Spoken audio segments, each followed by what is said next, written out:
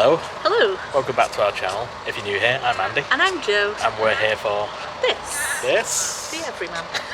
So we are here at The Everyman for Cinderella, which is The Everyman's rock and roll panto. They do panto every year, and this is this year's. We are here for press night, which means our tickets have been very kindly gifted to us by The Everyman, and it also is why you will have seen pop up that this video includes paid for content. Yeah.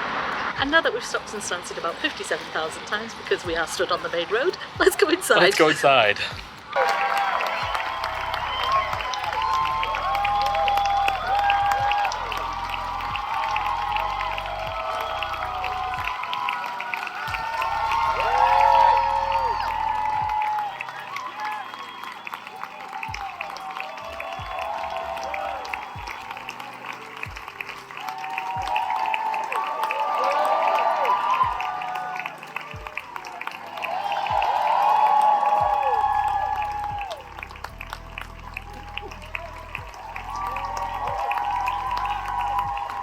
Thank you, Liverpool, did you have a good night?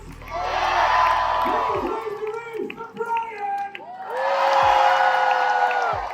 One more time for our new Senator, Mr. June! Incredible work. Thank you so much. For those of you that don't know, this is how you applause with BSL, British Sign Language. Everyone give us a big applause. There you are. Fabulous. Fantastic. You learned something new.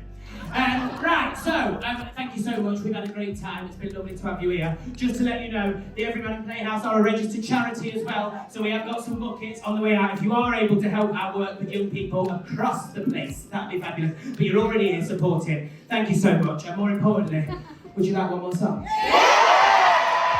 Would you like one more song? Yeah!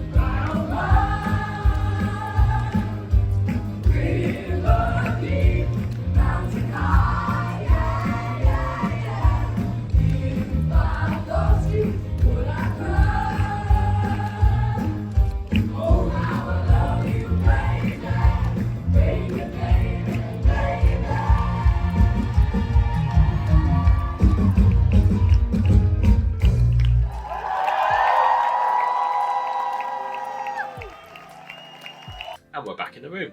We are. So it is a day later, Day and a bit later. and we are sitting down to give our thoughts on the rock and roll panto. So, I guess first of all, I really loved that. Yeah, it was fun.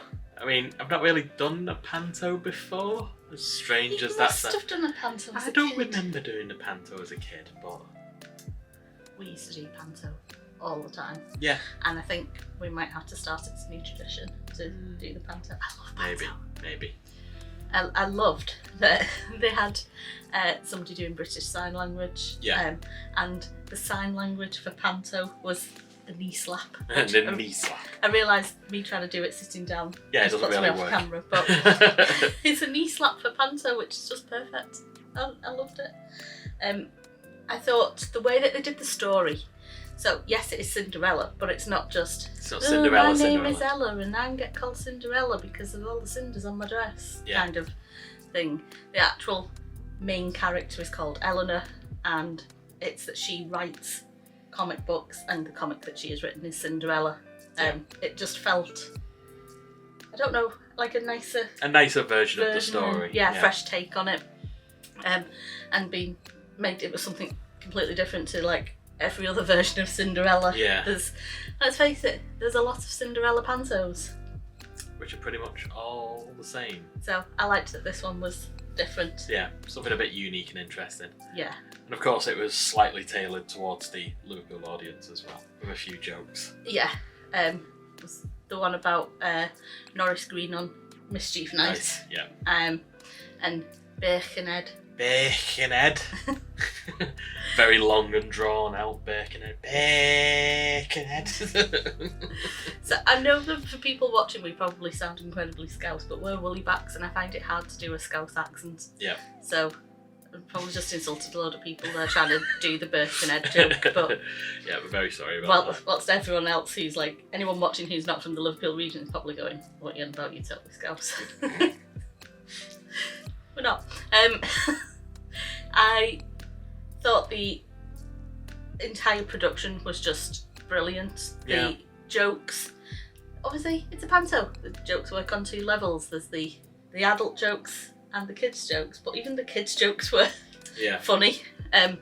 You love a good dad joke. I was going to say, I will admit, a pun and a dad joke.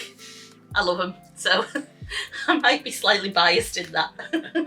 So I think my favourite part of the show was Ellanora has got two, like, I don't want to say pet rats, they're just rats that live in the kitchen. Friendly pet. Friends that are rats. They are puppets.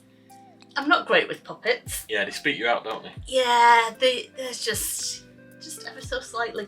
These were cute and fluffy ones, so it wasn't as bad. Yeah. Yeah, I still wasn't 100% with them, and they're not in it long, thankfully. But Eleanor's dad does a thing where he comes out and says, if I see rats again, I'm gonna, like, gets the water for all of you. Yeah. And then a few scenes later, he comes in and the rats are there. And everyone forgot about that comment. But they were true to that comment, yeah. Because Eleanor's dad and the ugly sisters, Dench and Judy, never Judy Dench, always Dench and Judy, came out with water cannons, like sort of super soakers, and soaked everyone. They made sure every single person in that audience got wet. They were up in the upper tier, squirting people galore. One of them, I think it was Judy, was up at the top and literally hanging over the balcony bit, just going like that, spraying the entire under seating, like the stall seating. I literally had to like take my glasses off and dry them off because I couldn't see because I was so covered in water. Yeah, I got absolutely soaked. But also it was just hilarious because the first couple of people who went, like, I didn't realise what was happening, and then suddenly I get a mouthful of water because I was like, about to go to you, what did the screaming for? And then, mouthful of water. It was so good. What's your favourite part? My favourite part was the Prince Charming running around doing, I've got to get through this.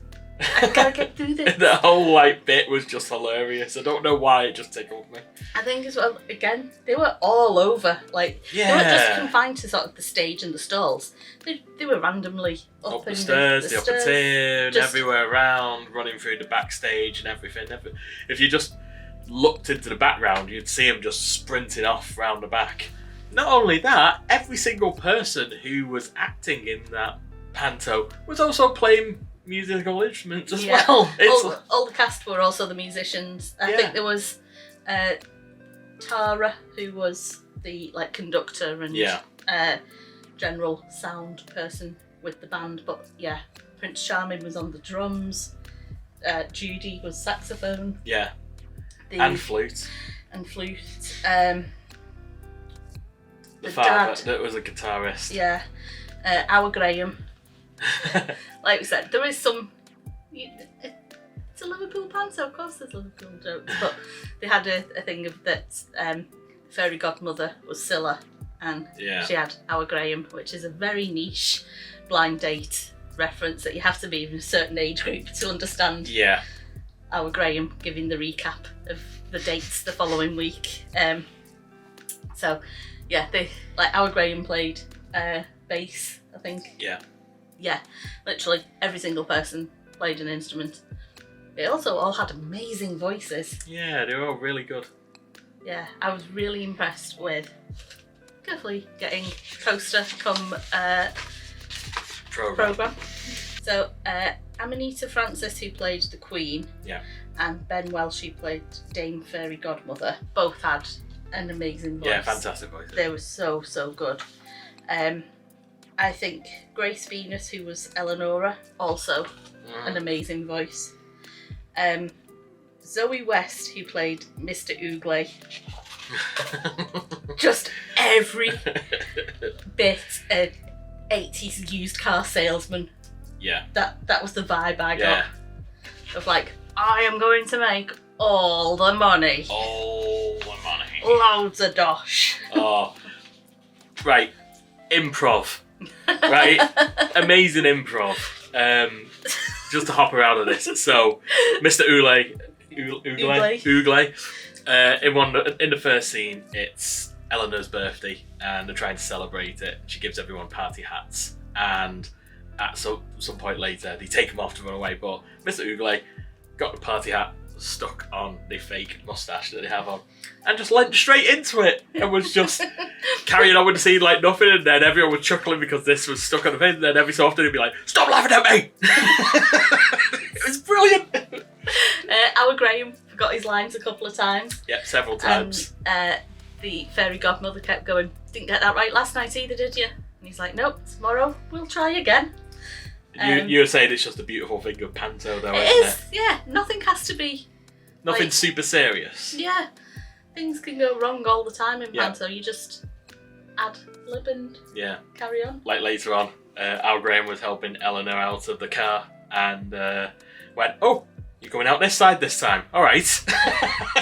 That's different. There's a point where, again, Graham basically was, for me, Graham was the star of the show. Yes.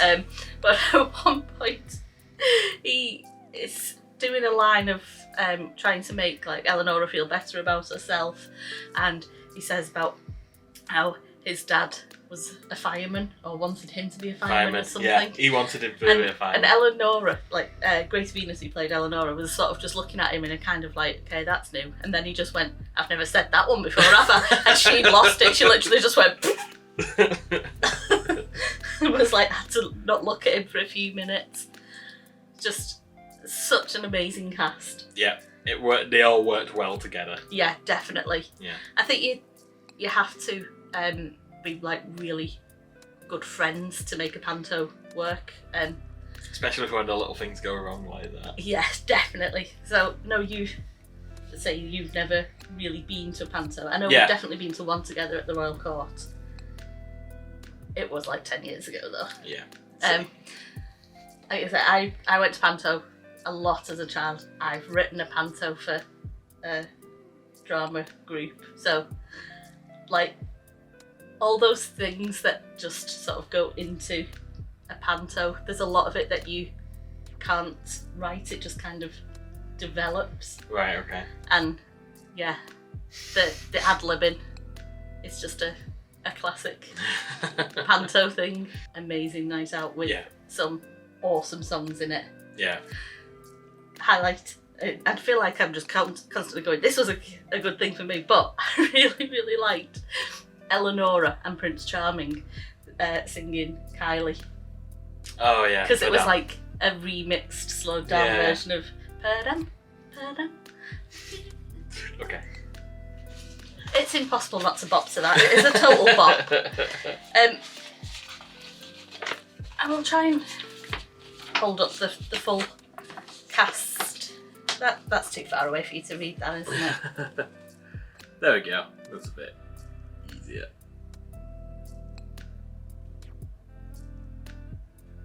So yeah, my favourites were Grace Venus as Ellanora, Ben Welsh as the Dame Fairy Godmother, Adam Keast as Graham. Yeah, now Graham. And Zoe West as Mr. Oogley. Yeah. But honestly, the entire cast was fantastic. Yeah. I thought they were all brilliant. Yeah. So this isn't a Panto that has a lot of set. Like, there wasn't really any set changes. There was just 3 doors and staircase either side of the stage. Very but they simple had staging. a lot of props. Yeah. And the Fairy Godmother had a lot of costume changes. And also a lift trapdoor in the middle of the stage as well. Yeah, I didn't know that the Everyman had that. No, I didn't either. I thought it was pretty much just a level, yeah. but I guess it must go much deeper. Unless somebody was crawling on their hands and knees to get on that little platform. No. No. It has got a basement, hasn't it, with the Oh yeah, it does, yeah. So but yeah, I didn't realise that the stage had that. So the first time it moved I was like, oh hello. Yeah. Didn't realise. Who was it who came up first? Oh, it was the Fairy Godmother who came up first, wasn't it? Straight at the beginning. It was like the music started and then all of a sudden it was like smoke and oh, and like a concert almost. Yeah, it was very concert-like. I don't know who the member of staff who was on the stage at the start basically had it a sign having up the no saying, photography sign. But she was giving life to all that. the spirit. She literally every song was like bopping along. Got a cheer as she left both times, like after the start and interval. She basically, instead of just standing there being like, she's like actually she made it enjoying a thing. Yeah, enjoying herself. Yeah. So staging, because we went a little bit off topic. Yeah, so there was no real staging per se and like set changes, just lots of props. Yeah. So we did have some staging that, like you said, came up from the came floor. up from the floor. So for when Ellanora is in the kitchen of the house, they had bits. Like kitchen, an island, kitchen island, out the floor and there was some when she was chained up in the basement, like she some sat on boxes and things, but there wasn't sort of your big set, I would say. But the props that they had like a car made out of a carrot that I don't actually understand how they were able to make it turn on such a... Yeah, it's just a little electric scooter almost. Yeah, it's not the biggest of stages, No. and they were manoeuvring it around. They had the pumpkin carriage as well. Yeah. Which Graham was the horse for. Yeah. Which you can use your imagination for the adult jokes in that. They were the only real like big prop items. Yeah, they had like a couple of like statues and boxes and stuff like that they used to bring in and out, but that was it really. Nothing really major moving on the stage at all. Just the people, and it worked brilliantly. Yeah. Didn't need it. Didn't need any excessive scenery or anything like that. They had like a love dial at the start.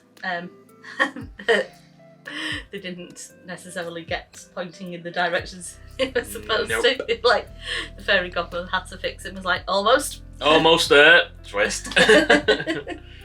But yeah, other than just constantly saying how good a show it was a really good show, really good music, amazing cast and musicians because they're one and the same. And long and short of it, get down there and see it.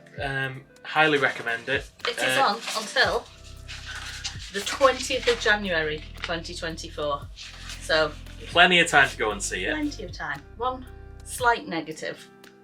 From where we were sitting in B8 and 9, there were a couple of times where the British Sign Language interpreter was blocked via the props that they had. So mainly when it was the pumpkin carriage. When the bigger items were on stage. Yeah, we could completely just not see her at all. Now, obviously, we weren't looking for the sign language, but I don't know if when you book a ticket that is for a BSL performance, they ask you Like, is it for the... Do you need to be able to see VSL and seat you accordingly? Yeah. I'm not sure. Because these tickets were gifted.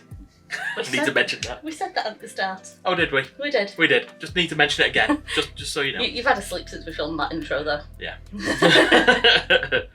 So, yeah, I'm not sure if that would impact. Yeah. Also, if audience participation is not your thing, don't sit on the front row. No, poor Brian. Poor Brian. He did not expect that, and he got involved. To be fair, the involvement is very little. You don't really have to get out of your seat. You're still in your seat. It's just... They will refer to you a lot during the show. If you've ever been to Disney and Walt Disney World and Laugh Floor, yeah, that guy. That's all I need to say. Yeah, You're that guy. they basically just reference you a lot. Yeah, use you as the sort of name dropping, if you like. Obviously, if you are really uncomfortable with that, do not go to the front row. Do not sit on the front row.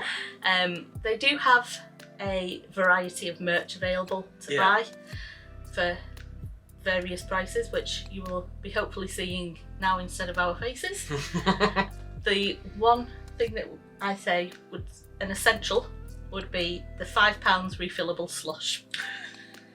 £5, blue slush. I mean, instantly I was like, blue slush is a winner.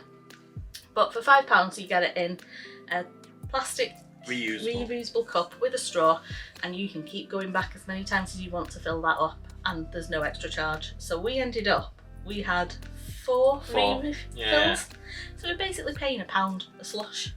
Yeah. Really good value, and I don't care what anyone says, a slush is the perfect accompaniment to a panto. But for you, a slush is a perfect accompaniment to Shakespeare as well, because you do it as Shakespeare North. I mean, I'll be honest, you can't go wrong with blue slush. I did have a little cry when Liverpool Empire got rid of the slush machine, because that was always why we'd choose Liverpool Empire over the Palace, because of the slush. Today I learned. So let's wrap this up then. What did we think of this overall out of 5? I'm going to say 4 out of 5, but it is a very solid 4. Very solid 4 for me as well. Like, the only reason it's not a 5 is because I'm just thinking of some of the other things we've seen this year that are a 5, that I'm like, it was good, but it wasn't that good. Yeah. I think if this was the first thing we'd seen this year, I'd be like, yeah, it's a 5. Yeah. So maybe we should go again in the new year, and then it's the first thing we've seen in 2024, we can rate it a 5. Yeah. That's how it works, right? Yep. Right, we'll leave a link down below to where you can book tickets and extra information, and if there's an online programme as well, so you can peruse at your leisure. Yeah. All of the production photos that we've used in this video, the photography is by Marc Brenner. Again, we'll leave that details down below in the description box, but give him his moment because there are awesome pictures. And it also stops you having to just look at our faces. Yep. Thank you, as always, to the Everyman and Playhouse in Liverpool for inviting us along to watch an amazing show and giving us the opportunity to review it. Yeah.